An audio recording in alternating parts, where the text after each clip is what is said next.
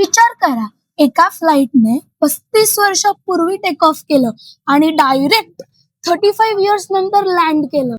4 September 1954 सॅन्टियागो नावाचा flight number 513 with 88 passengers आणि 4 crew members flying from Germany to Brazil हे गेलं अटलांटिक ओशियनच्या वर आणि अचानक गायब झालं.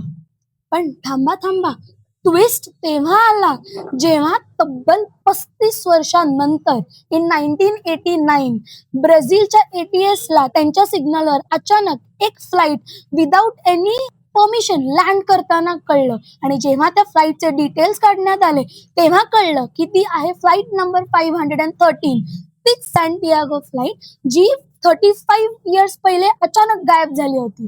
ATS ने परमिशन दिली, लँडिंग झालं आणि जसे अथॉरिटीज आतमध्ये बघायला गेले तेव्हा त्यांनी बघितलं की फ्लाईटचा पायलट आणि 88 पॅसेंजर्स सीटवर होते पण not in the true form. त्यांचे स्केलेटन्स होते. लँडिंग कोणी केलं? इतके वर्ष विमान होतं कुठे? अशा पण थिअरीज आहेत की ते विमान दुसऱ्या डायमेन्शन मध्ये एंटर केलं होतं. ट्रुथ काय अजून कोणालाच माहिती नाही.